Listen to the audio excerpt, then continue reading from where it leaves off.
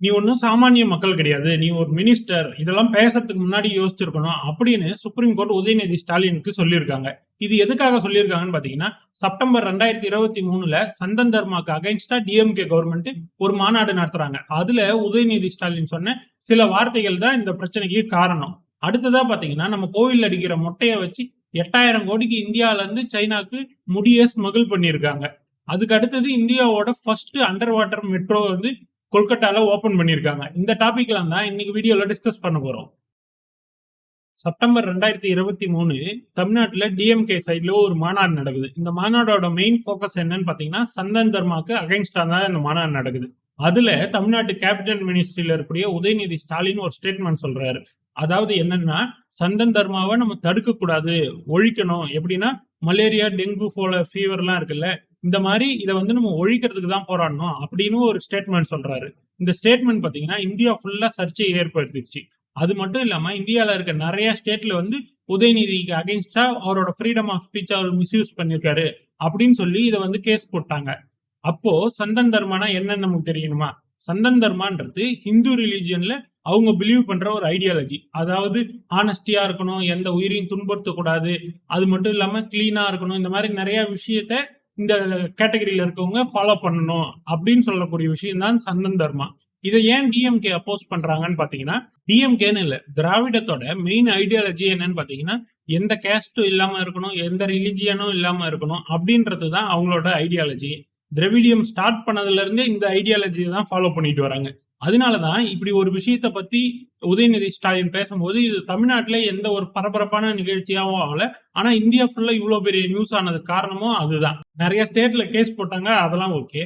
ஆனா இப்போ எதுக்கு வந்து சுப்ரீம் கோர்ட் உதயநிதிக்கு அகைன்ஸ்டா இப்படி சொல்லியிருக்காங்க அப்படின்னு பாத்தீங்கன்னா, உதயநிதி ஸ்டாலின் என்ன பண்ணிருக்காருன்னா, இந்த மாதிரி நிறைய ஸ்டேட்ல கேஸ் போட்டதும் இவர் வந்து இதை அட்டன் பண்றதுக்கு ஒவ்வொரு ஸ்டேட் ஹைகோர்ட்டுக்கும் போகணும். அப்படி போக முடியாதுன்றதுனால இவர் என்ன பண்ணாருன்னா சுப்ரீம் கோர்ட்டுக்கு அப்ரோச் பண்றாரு. அப்ரோச் பண்ணி இந்த மாதிரி எங்களுக்கு எல்லா ஸ்டேட்ல இருக்க கேஸையும் நீங்க ஒன்னா சேர்த்து சுப்ரீம் கோர்ட்ல நடத்துங்க, இதனால எங்களுக்கு அது ஈஸியா இருக்கும் அட்டன் பண்றதுக்கு அப்படின்னு சொல்றாரு. இதுக்கு அவருக்கு சட்டப்படி ரைட்ஸ் இருக்கானா இருக்கு. ஆர்டிகல் 32 படி இந்தியால இருக்க யாரு வேணா எந்த கேஸுக்கு வேணா உங்களுக்கு வந்து நீதி கிடைக்கல, இல்ல அங்க ஒரு பிரச்சனைனா இதை வந்து நீங்க சுப்ரீம் கோர்ட்டுக்கு போக முடியும்னு கான்ஸ்டிடியூஷன்ல சொல்லியிருக்காங்க. ஆனா அப்படி சுப்ரீம் கோர்ட்டுக்கு போகும்போது அங்க என்ன சொல்றாங்கன்னா, நீங்க வந்து ஒரு சாமானிய மக்கள் இல்ல, இது நீங்க வந்து ஒரு மினிஸ்டரு, இந்த மாதிரி விஷயத்த பேசினா உங்களுக்கு இதெல்லாம் சைடு எஃபெக்டா நடக்கணும் தெரியும், அப்படி தெரிஞ்சிருந்தும் ஏன் பேசுறீங்க? நீங்க பேசுற ஒவ்வொரு விஷயம் மதத்தை வச்சு மத்தவங்களை பிரிக்கிறதாவோ மக்களுக்கு இடையில ஒரு பிரச்சனையை உண்டாக்குறதாவோ இருக்கக்கூடாது. இதனால நீங்க எல்லா கோர்ட்டுக்கும் போய் தான் இந்த கேஸ் எல்லாம் அட்டன் பண்ணணும், அப்படியே ஒன்னா சேர்த்து சுப்ரீம் கோர்ட் எல்லாம் சேர்த்துக்க மாட்டோம் அப்படின்னு சுப்ரீம் கோர்ட் சொல்லியிருக்காங்க. கோயிலுக்கு போய் மொட்டை அடிச்ச உடனே நமக்கு என்ன ஃபீலிங் இருக்கும்? அப்பாட, நம்ம சாமி கிட்ட வேண்டிக்கிட்டோம், அந்த விஷயம் நடந்துருச்சு, இதுக்காக நம்ம முடி காணிக்க கொடுத்துட்டோம் அப்படின்னு தானே இருக்கும். ஆனா அந்த கோயில்ல அந்த முடியெல்லாம் கலெக்ட் பண்ணி வைக்கிறவங்க இருக்காங்கல்ல, அவங்களுக்கு எப்படின்னா அது வந்து ஒரு தங்க மாதிரி. அதுவே நம்ம இந்த உமன் லேடிஸ் அடிக்கிறாங்கல்ல மொட்டை, அந்த முடி எப்படின்னா அதை விட ஹை குவாலிட்டி வைர மாதிரி. ஏன்னா இந்தியாவோட முடிக்கு வேர்ல்டு ஃபுல்லா அவ்வளோ டிமாண்ட் இருக்கு. கிட்டத்தட்ட வேர்ல்டுல இந்த ஹேர் ட்ரேட் நடக்குது இல்ல, இந்த முடியை வச்சு வெளிநாட்டுக்கு எக்ஸ்போர்ட் பண்றாங்கல்ல, இதுல மொத்த ட்ரேட்ல 80% இந்தியாவோட முடிதான் போகுதுன்னு சொல்றாங்க. அதுவும் மெயினா எந்தெந்த கண்ட்ரிக்கு போகுதுன்னா, சைனா, பங்களாதேஷ், வியட்நாம், மியான்மர் இந்த மாதிரி நாட்டுக்கு தான் போகுது. அதுலயும் சைனாக்கு தான் அதிகமா போகுது. இருந்தாலுமே இந்த முடி பத்தாதனால கிட்டத்தட்ட 8000 கோடிக்கு மேல மதிப்புள்ள முடிய இந்தியால இருந்து திருட்டுத்தனமா ஸ்மகிள் பண்றாங்க. கவர்மெண்ட் ரூல்ஸ் படி இல்லாம கடத்தல் பண்றதை 8000 கோடிக்கு பண்றாங்க அப்படின்னு ரீசெண்டா ஒரு ரிப்போர்ட்ல சொல்லியிருக்காங்க. இந்தியாவோட பார்டர் ஃபுல்லா இவ்வளவு கடத்தல் நடக்கிறதுனால கவர்மெண்ட் என்ன பண்றாங்கன்னா, இது போலீஸ் கேஸா மாத்தாம என்போர்ஸ்மெண்ட் டைரக்டர் அவங்க கிட்ட இந்த கேஸை ஒப்படைச்சிட்டாங்க. இது இப்ப இந்த பண கடத்தல் பண்றவங்க, மல்லையா கேஸ் எல்லாம் இருக்குல்ல, இதெல்லாம் யார் ஹேண்டில் பண்ணுவாங்கன்னா இந்த என்போர்ஸ்மெண்ட் டைரக்டர் அவங்க கிட்ட இந்த கேஸ் கொடுத்து ஹேண்டில் பண்ண சொல்றாங்க. ஏன்னா இது அவ்வளவு பெரிய விஷயம்.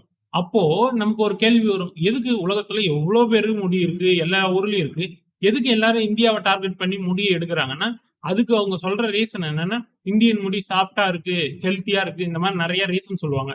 ஆனா ஆக்சுவலா என்னன்னா, உலகத்திலே இவ்வளவு மொட்டை யார் போடுறாங்கன்னா நம்ம இந்தியால தான் போடுறாங்க.